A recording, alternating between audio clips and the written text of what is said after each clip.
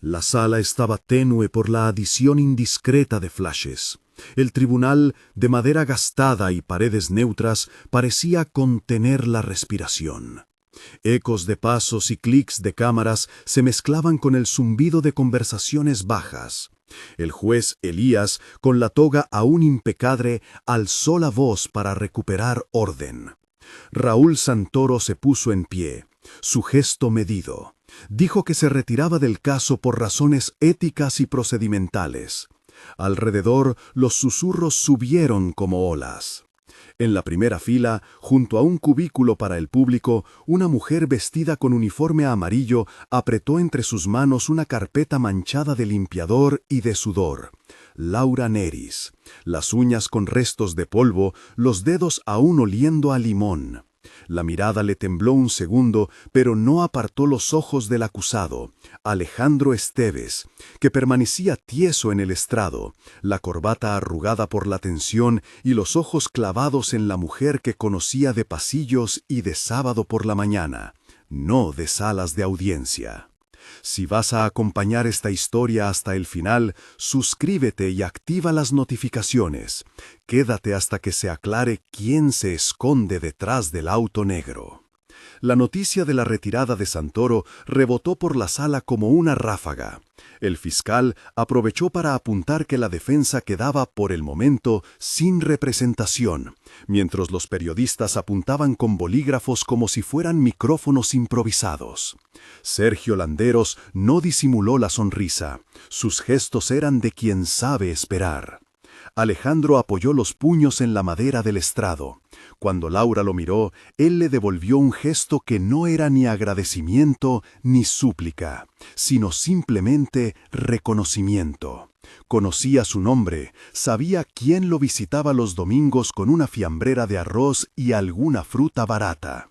Lo sabía porque ella había limpiado su casa, porque había doblado las toallas en la habitación donde Alejandro guardaba fotografías y recibos, que ahora quemaban en la memoria de Laura. Raúl habló en voz baja con el juez Elías. Dijo que había recibido presiones, más, insinuó implicaciones que no quiso detallar ante las cámaras, y que no podía garantizar la integridad de su defensa. El tribunal murmuró. Alguien detrás de Laura murmuró, ya lo dije. Para ella, sin embargo, aquello fue como el cierre de una puerta. No sería otro abogado, pero debía actuar. Había algo en la carpeta que no podía dejar sin voz. Cuando se levantó, el uniforme amarillo crujió con el movimiento. La tela llevaba marcas de fregas de madrugada, del olor a lejía y limón que le seguía como una sombra. Caminó por el pasillo central con pasos que parecían medir distancias desconocidas. Era la primera vez que cruzaba frente a jueces y público, la primera vez que sintió el aire de la sala empujarla como una corriente. La gente la miró con mezcla de sorpresa y curiosidad. En pocos segundos, su figura pasó de invisibilidad a ser asunto del día. Algunos periodistas alzaron el rostro, otros apretaron botones. La cámara testigo enfocó la carpeta. El juez le preguntó, antes de permitir que hablara, si tenía relación con el proceso. Laura respondió con su voz corta, aquella que había aprendido a guardar para no discutir con patrones. Sí, soy testigo y tengo pruebas. El juez, sorprendido por la firmeza, le pidió que explicara su posición con calma. Habían protocolos, objetó la fiscalía. No era habitual que un testigo tomase la palabra para interrogar a otro en nombre propio. Sin embargo, la abrumadora falta de defensa formal, sumada al clamor público, hizo que Elías optara por una excepción limitada. Laura podría aportar pruebas y, con permiso del tribunal, formular preguntas que el juez valoraría como parte del proceso probatorio, sin que ello equivaliera a ejercicio profesional de la abogacía. Ese matiz legal no importó del todo en la sala. Para el público y para los ojos de Alejandro, aquella mujer en amarillo ya era la voz que faltaba en un juicio que se presentaba como teatro de influencias. Se sentó en el banquillo de testigos improvisado. Era un momento transitorio, le explicaron, y abrió la carpeta. Las hojas no eran pulcras, fotografías impresas con marcas de dedos, una factura con números que no cuadraban, una copia rayada de un extracto bancario y, envuelta en un plástico, un pequeño USB que ella sostuvo como si fuera prueba de su propia vida. Su señoría, dijo, y su voz dejó entrever un temblor ahora más templado que nervioso. Estoy aquí porque nadie más va a decir lo que yo vi en la casa de Alejandro. Yo limpié esa casa. Yo vi cosas que no estaban en los periódicos. Y tengo pruebas. No pidió permiso para hablar con la contundencia de quien no se sabe escuchada con frecuencia. El fiscal preguntó por la procedencia de los documentos. Laura explicó, en frases cortas, cómo había hecho fotos con su teléfono mientras guardaba trastos rotos, cómo imprimió recibos que encontró en una caja de zapatos, y cómo había descargado del ordenador una carpeta con archivos que Alejandro no sabía que existían. Cuando los abogados de Sergio se levantaron para objetar, el juez les pidió que se calmaran y que permitieran la presentación. Sergio Landeros observó con los labios apretados. Había construido una cadena de señuelos alrededor de Alejandro, denuncias fabricadas, testigos que encajaban como piezas talladas para un montaje, grabaciones recortadas para narrar una verdad que no era la real. Sus financiaciones, sus préstamos en sombra, su red de favores, todo se movía tras él con la precisión de quien había aprendido a maniobrarse sin mancharse las manos. Laura, que limpiaba la caja fuerte de la mansión por las noches mientras escuchaba la radio para vigilar el tiempo, había tropezado con recibos dirigidos a empresas fantasmas, con transferencias que se repetían en los meses de campañas, y una foto en concreto que la despertó una madrugada. La imagen de un panel de seguridad forzado, el marco abierto y una cámara situada en una habitación donde no debía haber nadie. Al explicar aquello, Laura tuvo que detenerse para recuperar el aire. Marta, su madre, la miraba desde la galería del público con los ojos enrojecidos y la boca contraída. Había tanta distancia entre la cocina, donde habían compartido pan, y el banco del tribunal, que Marta parecía una isla en otro mapa. En ese gesto se concentró toda la historia. Una mujer que había hecho de la discreción un escudo y ahora lo rompía por necesidad. Los periodistas, que hasta entonces habían mantenido cierto protocolo de distancia, se acercaron para registrar la secuencia. Uno preguntó por la motivación. ¿Qué le hizo decidirse a traer esto al tribunal? Laura contestó sin teatralidad. Alguien tenía que decir la verdad. Si no lo digo yo, ¿quién lo hará? Nadie me va a pagar por esto. Lo hago porque es lo correcto. Hubo un murmullo cómplice. Alejandro, desde el estrado, la miró con lágrimas contenidas. Su gratitud era silenciosa y profunda, porque sabía que nadie del mundo que lo juzgaba había esperado el impulso de una mujer de la casa. Con el permiso del juez, la fiscal ordenó que las pruebas fueran selladas y registradas. El técnico de la sala tomó el USB y dejó constancia en acta. Luego, Elías permitió que Laura formulara preguntas dirigidas a ciertos testigos seleccionados, explicando que lo hacía en calidad de testigo principal y de denunciante de hechos. Era una concesión inusual, pero la ausencia de defensa y la gravedad de las alegaciones lo justificaban, dijo el juez. Laura preguntó con sencillez, sin terminología forense, pero con una precisión que sorprendió.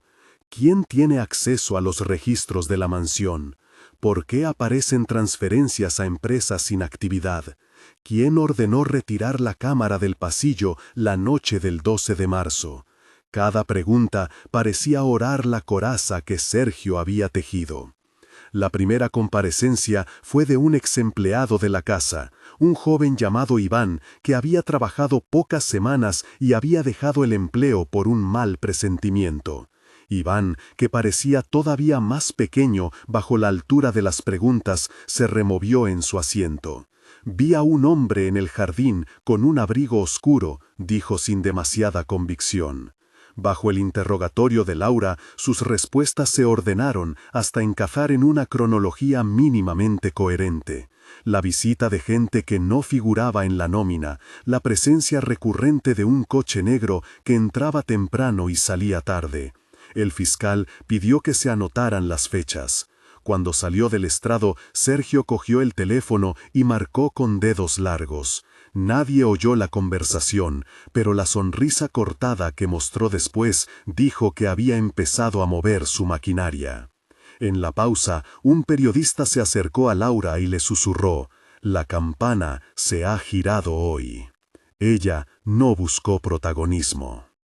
Pensó en su madre, en la fiambrera que hacía para Alejandro, en el modo en que él le agradecía sin palabras. Pensó en la factura que hoy, doblada en su bolsillo, tenía un número que repetía pagos que nadie recordaba haber recibido. También pensó en el primer mensaje: «No te metas». Apareció una madrugada en su móvil. No era solo una advertencia, era una sombra con matrícula. En el juicio, poco después, un vigilante del tribunal observó un auto negro aparcado enfrente. Algunos juristas allí presentes maldijeron por lo bajo la costumbre del acecho. Cuando el fiscal solicitó la reproducción de parte del material audiovisual, la sala se quedó en silencio. La pantalla del tribunal mostró momentos borrosos, una imagen nocturna fuera de la mansión donde se distinguía la silueta de alguien que manipula un panel, un registro bancario con entradas que se encaminaban a cuentas offshore, un correo electrónico con un asunto que rezaba «orden de ajuste» y que llevaba la firma de una empresa pantalla asociada al grupo de Landeros. Los periodistas apretaron teclas y las cámaras buscaron el rostro de Sergio, que permanecía inmóvil, un blanco controlando el fuego. Sergio respondió con la calma de quien ha convertido la intimidación en herramienta. Envió una réplica jurídica. Alegó que la procedencia de las pruebas era cuestionable, que no se podía admitir material obtenido por un tercero sin orden judicial, y que lo que se veía en la pantalla era a lo sumo una composición de sombras. El juez, sin embargo, señaló que la prueba sería valorada y que, por el momento, quedaba incorporada de forma provisional para la fase de revisión. No era una autorización definitiva, pero sí una fisura en la impunidad. Después de esa primera jornada, las noticias de la mañana se habían transformado en titulares que hablaban de «la limpiadora que tomó la palabra». Para Sergio, aquello suponía un problema. La percepción pública se volvía contra él, y en su mundo, la opinión pública era una variable a gestionar con precisión. Ordenó a sus allegados que intensificaran la estrategia de descrédito, que buscaran algo, cualquier cosa, con lo que invertir la narrativa. Para Laura, quien volvió a su trabajo al día siguiente con las manos pelosas de cloro y la espalda cargada, la evidencia que había presentado pesaba como una losa y a la vez le alivió de una responsabilidad privada. Por la tarde, cuando las luces del tribunal ya se apagaban y los pasillos olían a café frío, alguien dejó una nota deslizada bajo la puerta de la portería donde trabajaba su madre. Marta la encontró y no la abrió en público. Aquella noche, en la cocina, la nota estaba sobre la mesa, con letras mecánicas que decían simplemente «No sigas». Marta la miró, la arrugó con dedos fuertes y la dejó en el cenicero. Hicieron planes para no dejar sola a Laura, pidieron a la vecina que vigilara la puerta y cargaron con una sensación de vulnerabilidad nueva. Al día siguiente, con la presión mediática en aumento, el juez resolvió convocar a una audiencia de revisión ampliada. La sala tendría que decidir no solo sobre la admisión de las pruebas, sino sobre la posible incoación de una investigación contra quienes hubieran manipulado el caso. En los pasillos, periodistas y asistentes se mezclaban, y la figura del auto negro volvió a aparecer en la fachada del tribunal, estacionado, como un ojo que vigilaba. Un fotógrafo lo captó, y la imagen dio la vuelta a las redes. La presencia reiterada del vehículo se convirtió en símbolo de la amenaza que pendía sobre Laura y sobre cualquiera que osara desafiar a Landeros. La noche previa a la sesión más decisiva, Laura no durmió más de 2 horas. Se sentó en la cama con la linterna apagada y repasó mentalmente la evidencia. Había aprendido, a base de horas robadas en la biblioteca pública y conversaciones mudas con Alejandro, a reconocer patrones en extractos y a ver repeticiones en transferencias que otros pasarían por alto. No era experta, pero había suficiente ingenio práctico en su mirada para ver una red, pequeñas corrientes que desembocaban en un lago oscuro. Pensó en los riesgos, en la nota, en el auto negro, y pensó también en su madre, que la esperaba con el pan caliente y una taza de leche. Pensó en cómo la vida cotidiana, los fregaderos, las toallas, las escaleras, había sido escenario de secretos con ecos en salas de poder. La audiencia de revisión arrancó a primera hora. La sala se llenó hasta el borde. Periodistas, cámaras, miembros del consejo de prensa, representantes legales y, por supuesto, un batallón de asistentes de Sergio que mantenían el semblante impasible. El juez ejerció con una mezcla de cautela y contundencia. Este tribunal valorará la admisión de la prueba, sus medios y su veracidad. No prejuzgamos culpabilidades, pero sí cuidaremos de que la justicia sea proceso, no espectáculo. Fue entonces cuando un sobre nuevo apareció en la mesa de la fiscalía, traído por un funcionario que lo depositó con gesto neutro. Dentro, un conjunto de facturas que relacionaban a una empresa pantalla con pagos a cuentas de un proveedor que hasta entonces había parecido inofensivo. Las fechas coincidían con las campañas en las que Sergio había influido y con una serie de obras de fachada que el grupo Landeros manejaba para lavar patrimonio.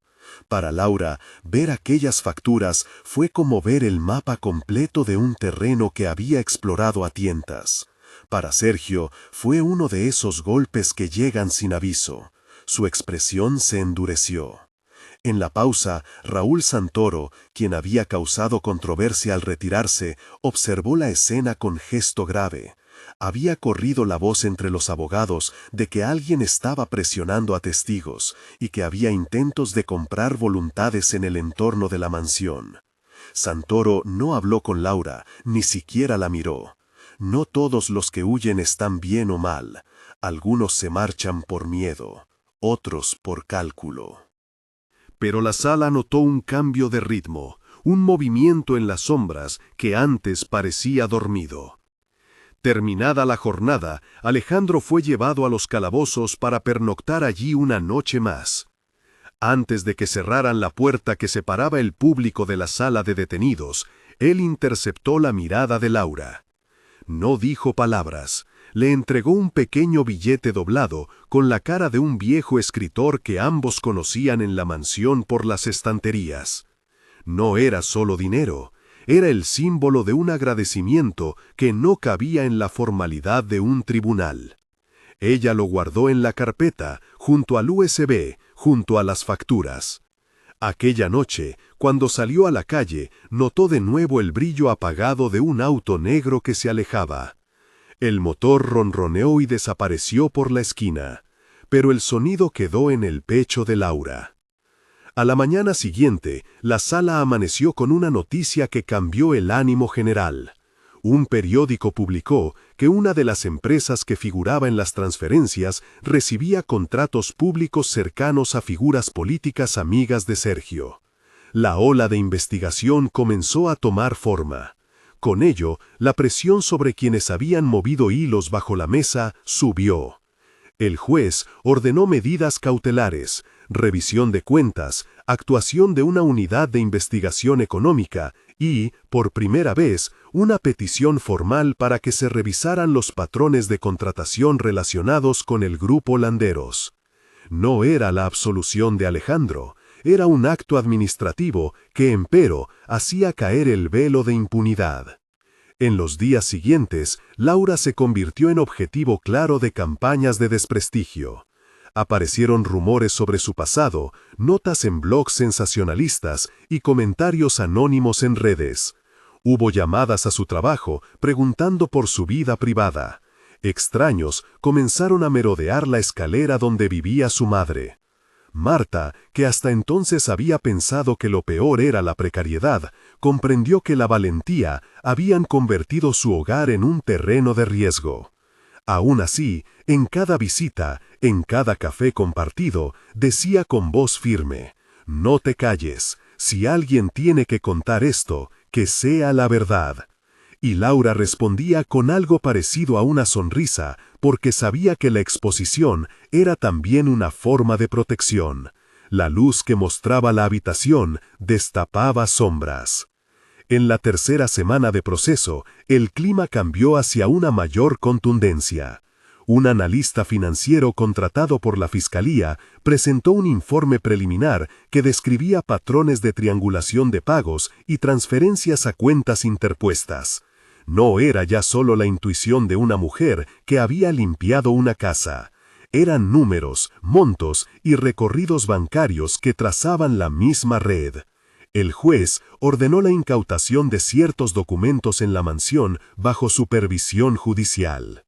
Para Laura, entrar de nuevo en la casa con funcionarios y agentes judiciales fue como atravesar una escena que había habitado en silencio. Las mismas paredes, el mismo aroma a cera, pero la casa vacía por orden del tribunal.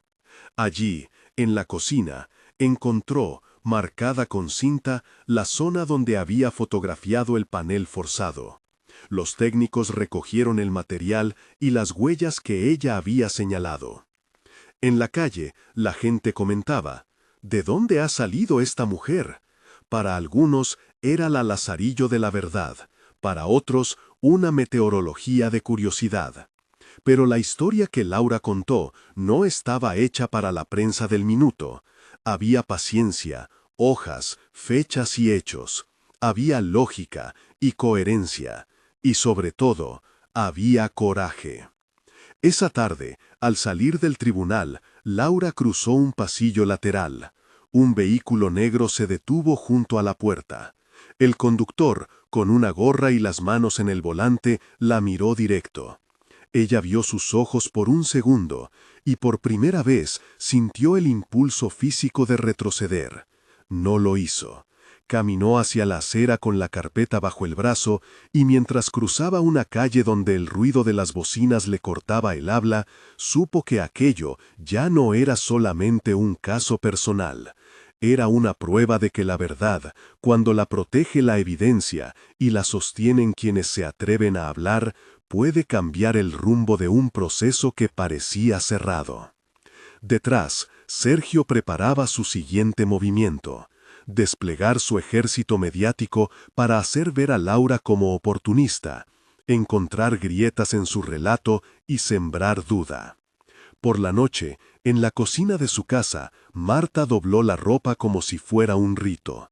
Le dijo a Laura: «No vayas sola a las audiencias».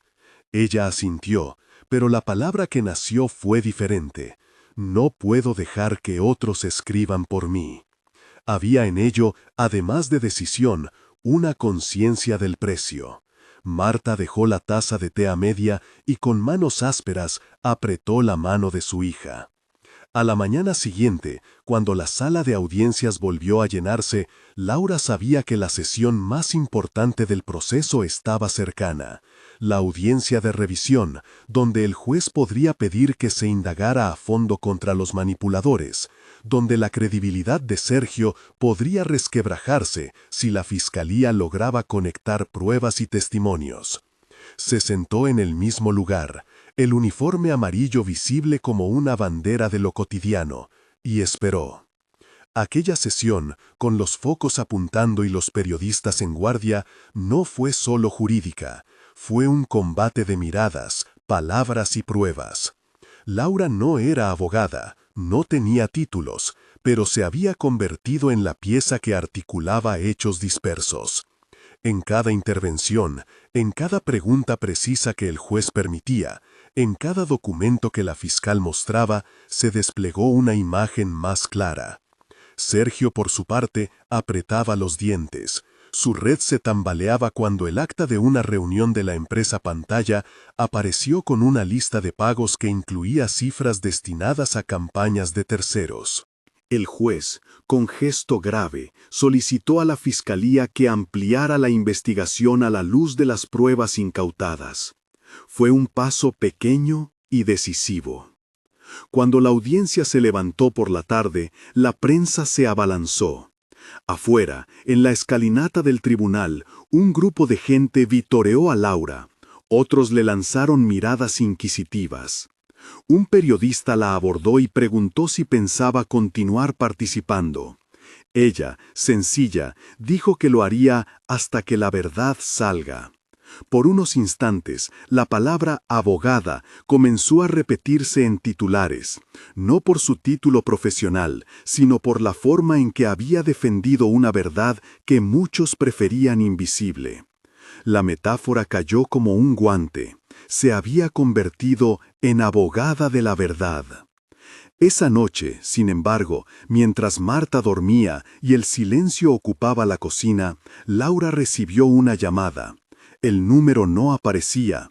Una voz automatizada repitió una frase única. «Por tu bien, olvídalo». Colgó sin contestar. No hubo amenazas explícitas, solo un mensaje frío que pretendía amedrentar. Había consecuencias tangibles, el auto negro que seguía, las notas que aparecían, las miradas que se clavaban en la escalera. Pero también había algo que no se podía comprar, la convicción de que estaba haciendo lo correcto. La siguiente semana se anunciaron medidas de protección para testigos.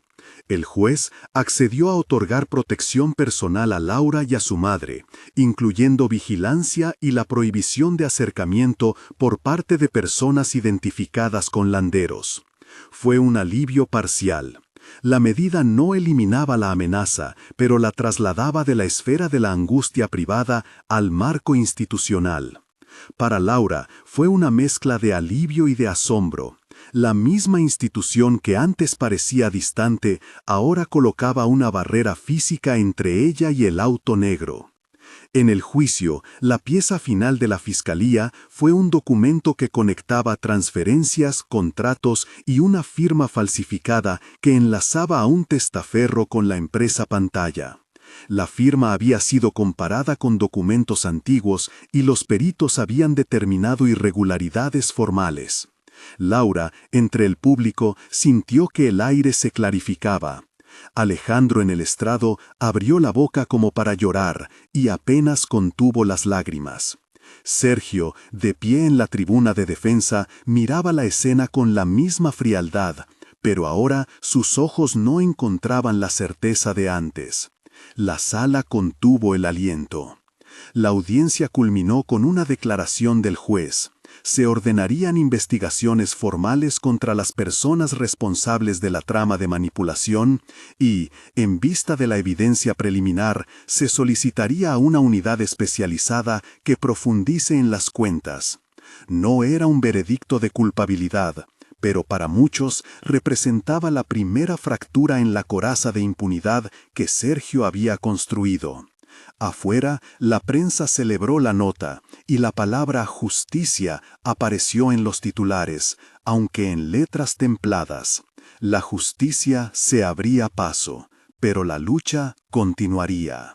Aquella tarde, al abandonar el tribunal rodeada de cámaras, Laura sintió por primera vez la doble cara de su gesto, reconocimiento público y mayor exposición. En la puerta, entre flashes y preguntas, notó cómo un viejo coche negro descendía lentamente la avenida. Estaba lejos, pero visible. Fue entonces cuando Alicia, una reportera con la que había conversado días atrás, le tocó el brazo y le dijo: «Si has llegado hasta aquí, hay mucha gente que te apoya». Laura asintió sin demasiadas palabras. Sabía que la resistencia era colectiva, aunque su nombre estuviera en los bordes de todas las conversaciones. Por la noche, en la cocina de su casa, Marta preparó una cama de toallas para Laura, por si tenía que dormir allí. Había risas contenidas, lágrimas, una rutina que pretendía devolver la normalidad.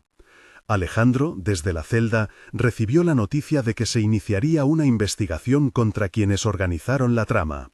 Le alcanzó a Laura un mensaje escrito en un papel mojado por la lluvia. «Gracias». No eran palabras para la prensa, eran para ella y para su madre, un reconocimiento que llenó un hueco que ni las cámaras podían alcanzar. Pero la historia no terminaba en la satisfacción de ver caer una telaraña. Sergio no iba a desaparecer sin luchar.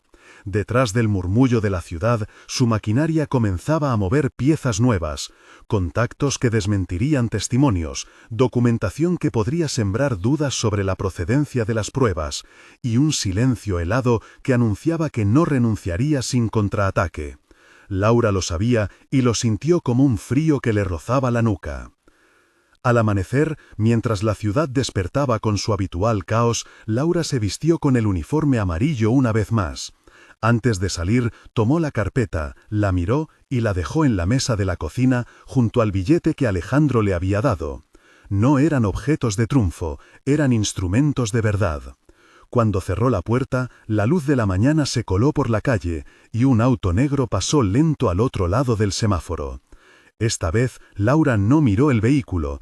Caminó hacia el autobús con paso firme, y la correa de su bolso, golpeando su costado, sonó como un metrónomo que marcaba el ritmo de una jornada que prometía más pruebas, más comparecencias y la casi inevitable necesidad de que la verdad siguiera siendo defendida, incluso si la defensa no poseyera tarjeta profesional alguna. En la calle, la gente comentaba con sorpresa cómo una mujer de limpieza había tomado la voz del proceso, y, por un instante, se le reconoció el papel de abogada de la verdad. La carrera hacia la siguiente audiencia estaba marcada. Nadie en el tribunal apostaba por la inmediatez de una resolución definitiva. Pero había algo diferente. La evidencia, presentada con el temple de quien conoce la casa desde dentro, había conseguido que la balanza se inclinara, aunque fuese un poco, hacia la transparencia. La fiscalía, con renovado vigor, empezó a llamar a testigos que antes no se hubieran atrevido.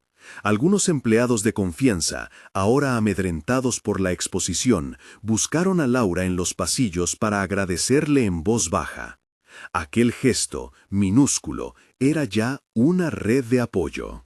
En medio de todo ello, Sergio trazaba su plan. Su próximo movimiento no sería jurídico, apostaría por la opacidad mediática, por la confusión. De nuevo, la amenaza del auto negro se convirtió en emblema. No tanto un aviso de daño directo, sino un recordatorio de que la vigilancia del poder se ejercía con paciencia y sin ruido. Para Laura, la sensación fue como pisar hielo. Cada paso tenía que ser medido. Pero también sabía que su acto inicial, la decisión de hablar en el tribunal, había cambiado el juego. La pregunta que pendía en el aire era si el cambio era irreversible. La tarde antes de la audiencia crucial para la investigación contra los entramados, Laura fue citada por la fiscalía para ratificar su testimonio y aclarar puntos sobre la procedencia de los archivos. Entró en las oficinas con su carpeta y los técnicos volvieron a preguntar por el USB. Cuando conectaron el dispositivo, apareció un archivo oculto. Un video corto donde se veía a alguien desplazando documentos en la caja fuerte y fotografiándolos. El encuadre no mostraba el rostro, pero la sombra y la postura del cuerpo coincidían con la de un hombre que había sido visto frecuentemente entrando a la mansión a horas intempestivas, un colaborador de Sergio. Esa pieza enlazaba muchas de las sospechas anteriores. Permitió que la fiscalía pidiera una orden de registro con mayor fundamento. Esa misma noche, mientras la fiscalía preparaba la solicitud, Laura retornó a su casa y encendió la radio para escuchar las noticias. En la emisora, entrevistaron a un analista que habló de efectos de bola de nieve, cuando una evidencia bien organizada empieza a apilarse. Para Laura, la metáfora sirvió. Su gesto había sido una pequeña piedra que, al caer en la laguna del silencio, había creado ondas capaces de alcanzar lugares insospechados. Pero el coste ya no era solo personal. Su madre vivía con el temor, la privacidad había saltado por los aires y la vida en amarillo ya no era anónima. Al día siguiente, la orden firmada para intervenir varios locales vinculados a la red de testaferros salió del juzgado. La diligencia fue ejecutada con discreción y, por vez primera, algunos archivos que debían permanecer ocultos empezaron a aflorar. Para Laura, que observó el desenlace desde la distancia y con la temporalidad de quien antes solo veía cómo se limpiaban las habitaciones, fue una victoria tangible. Las investigaciones continuaban y Sergio no había sido detenido, pero el movimiento se había invertido. La audiencia final de aquel tramo procesal fue convocada con expectación pública. La sala estaba llena otra vez. En las primeras filas, Marta y Laura, tomadas de la mano, aguardaban. Alejandro, por su parte, enfrentaba al magistrado con una expresión aliviada y agotada. Cuando la fiscal expuso las conclusiones provisionales, cada párrafo parecía desarmar una pieza del rompecabezas montado por Landeros. Y cuando, al culminar, la fiscal solicitó la apertura formal de investigaciones contra los responsables de la manipulación probatoria, el juez dictó medidas cautelares adicionales: bloqueo de cuentas, prohibición de contacto y una investigación sobre las empresas pantalla. Afueras del tribunal, la gente vitorió. Entre la multitud, sin embargo, se divisaba la figura de un coche negro que daba la vuelta y se alejaba con la paciencia que dejan los que no huyen, sino que aguardan el momento de golpear.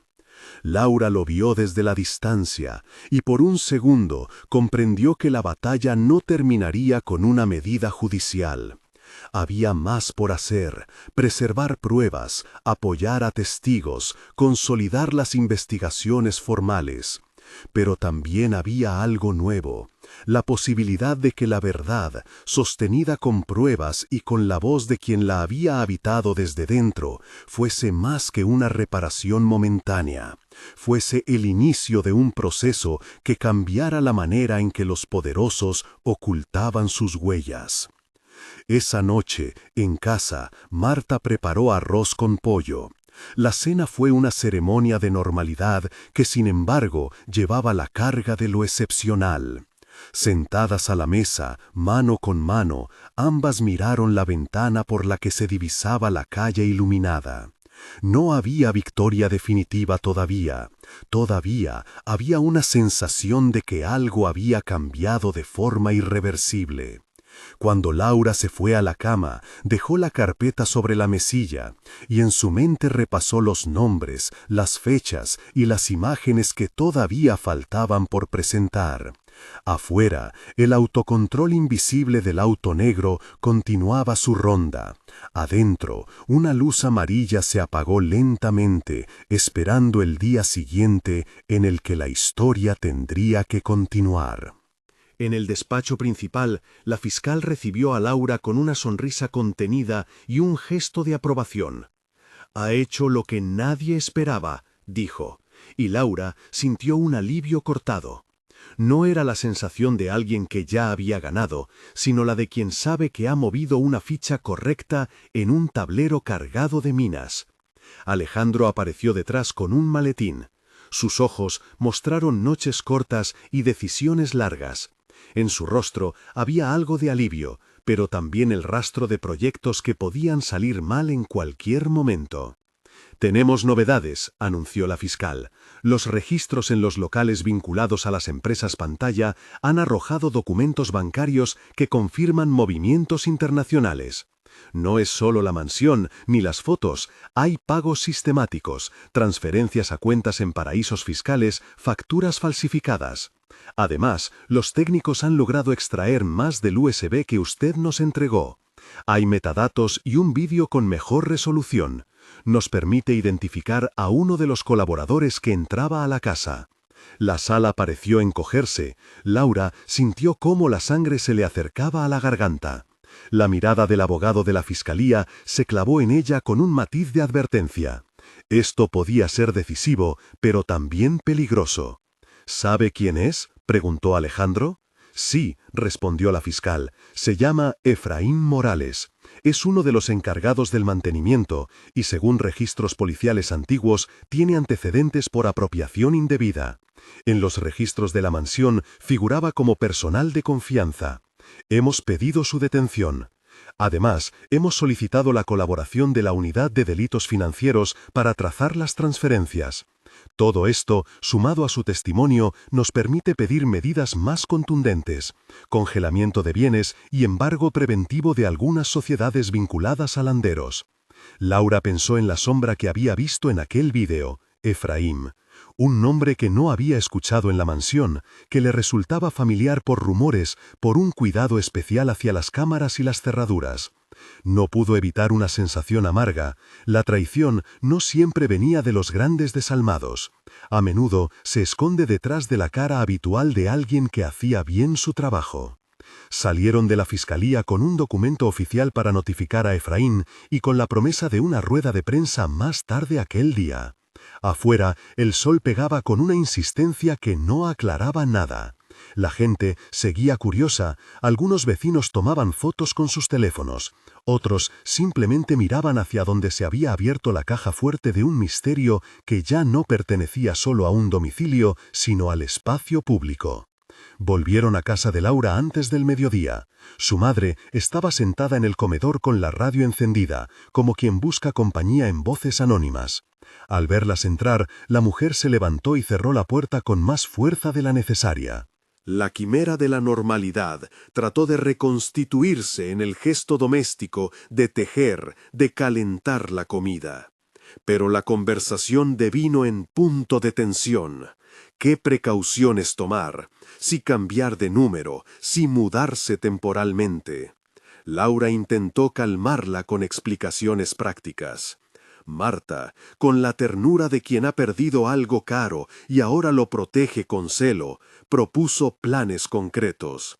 Cámaras en el portal, acompañamientos para salir y entrar, horarios fijos. La madre asintió, pero la expresión del miedo no cedía. Se le dibujó en los ojos la sospecha de que la Casa Amarilla ya no sería un refugio tan fácilmente.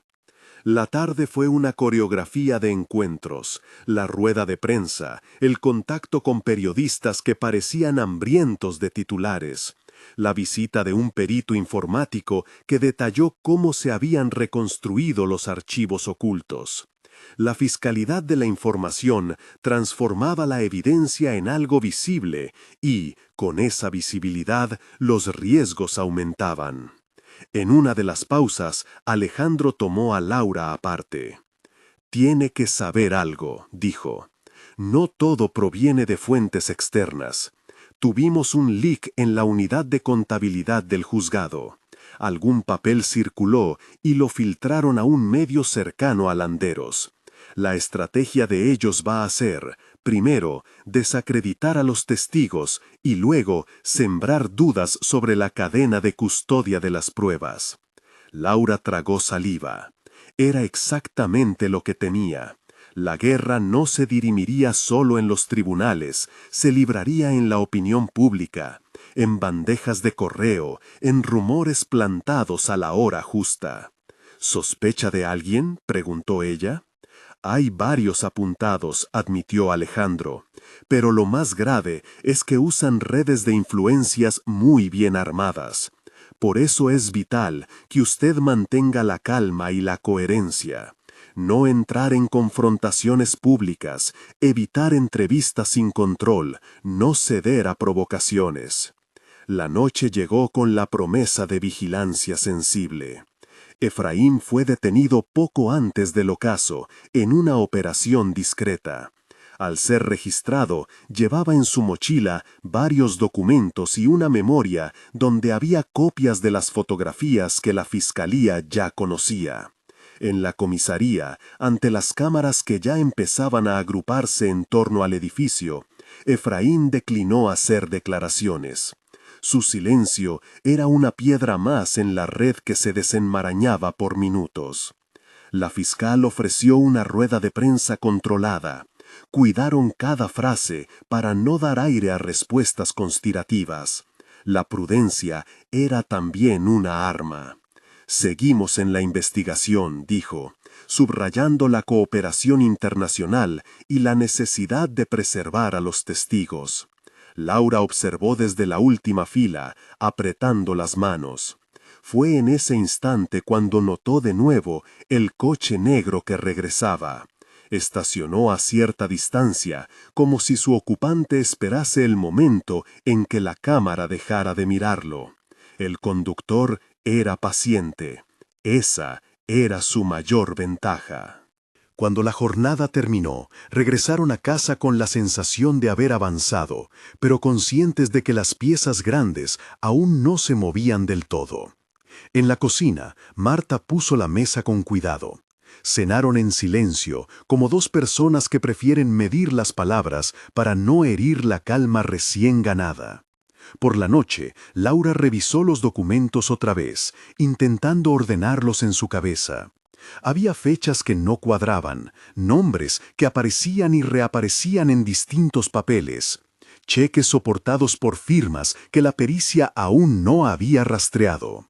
La pieza de mayor valor, sin embargo, era la fotografía del colaborador. Si la podían ligar con las transferencias, con los pagos, con los movimientos bancarios, el rompecabezas tendría bordes menos fragmentados. A las 2 de la madrugada, un pitido seco la sobresaltó. No era su móvil. Un mensaje en el buzón, deslizado con cuidado. Al levantar la persiana, vio un sobre blanco en el umbral. Marta estaba detrás de ella, con la decisión tersa de quien no permite que la noche se vuelva miedo. Abrieron el sobre juntas. Dentro había una sola fotografía. Una instantánea tomada esa misma tarde, desde la calle, en la que se veía a Laura y a Marta saliendo de la fiscalía. Al reverso, una palabra escrita a tinta negra: cuidado. El mensaje no era una amenaza desarrollada, sino la sutileza que intimida más, la certeza de que alguien estaba observando cada paso. Laura sintió cómo el estómago se le apelmazaba. No era la primera vez que la vida le enviaba gestos de advertencia, pero ahora la advertencia tenía nombre y rostro.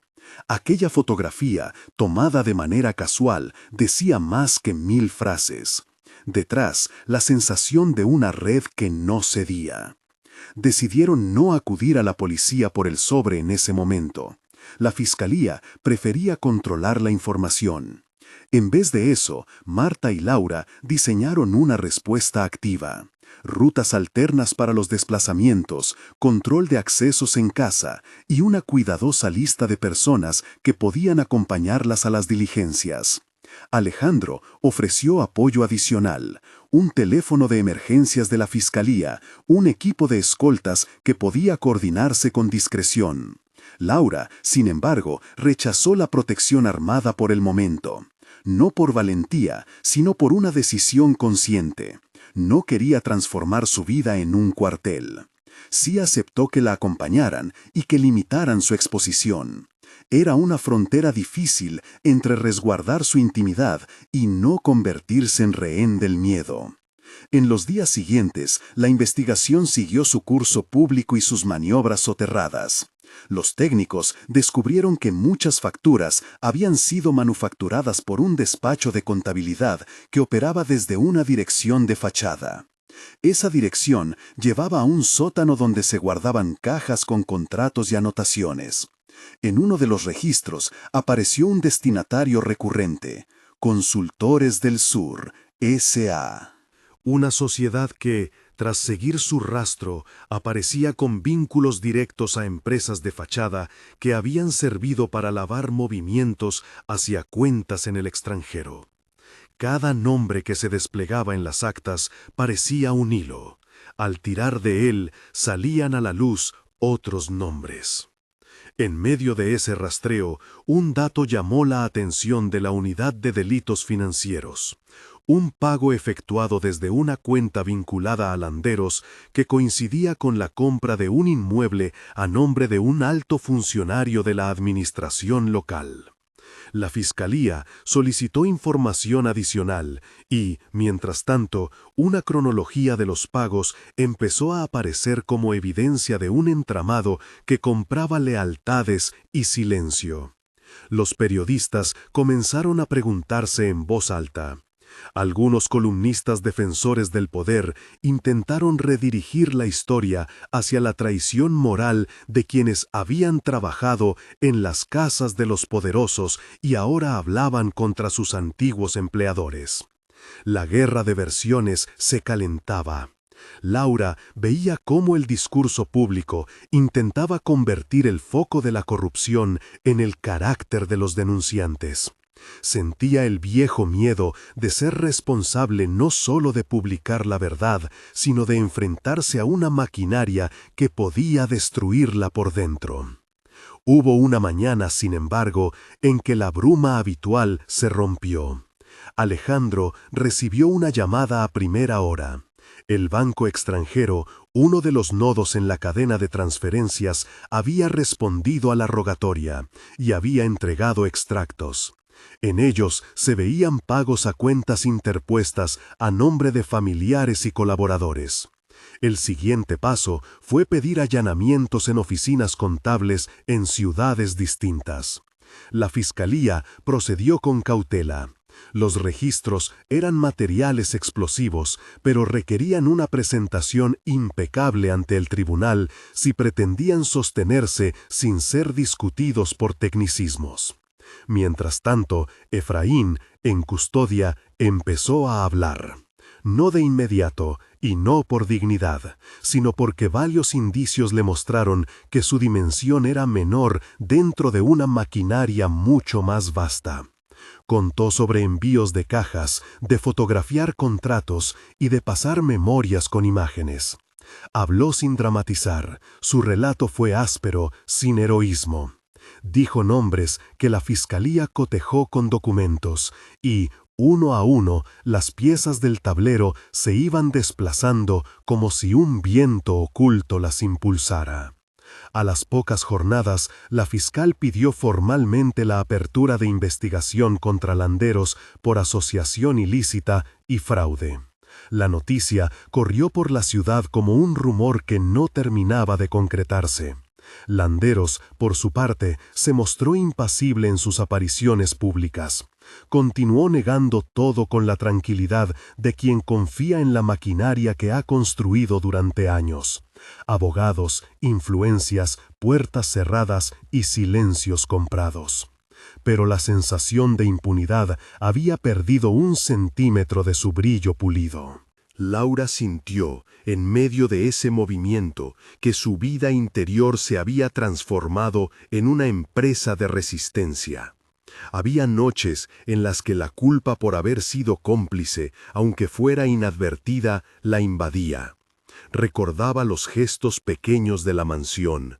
Pasar el paño por la mesa donde se discutían cifras, contestar el timbre a quien venía por la tarde, ordenar la correspondencia que alguien dejaba en un cajón. Esos recuerdos no eran peso inocente, eran pruebas íntimas de la cercanía con aquello que hoy combatía. Una tarde, Marta llegó con una noticia que la hizo sonreír por primera vez en días. Un grupo de vecinos había organizado una recolecta para apoyar a la madre de Laura, quien decidió no salir de su barrio. La solidaridad entendía que el peligro no era solo asunto de la Fiscalía, era también de la calle, de la comunidad. Esa red afectiva, pensó Laura, era una de las pocas garantías reales que tenía contra el poder, la proximidad humana. No obstante, la calma fue breve. Una mañana de otoño, cuando la ciudad despertaba con lluvia fina, Laura recibió un correo electrónico anónimo. El mensaje contenía un archivo adjunto, una lista de nombres. Eran personas que, según el remitente, habían colaborado con la Fiscalía ofreciendo testimonios o documentos. Entre ellos, una que no esperaba ver implicada. Sandra, una ex compañera de la mansión que había ayudado en pequeñas labores domésticas años atrás. La lista era una advertencia en sí misma. Los colaboradores no estaban seguros. La fiscalía respondió con rapidez, organizando entrevistas y reforzando medidas de protección para quienes constaban en la lista.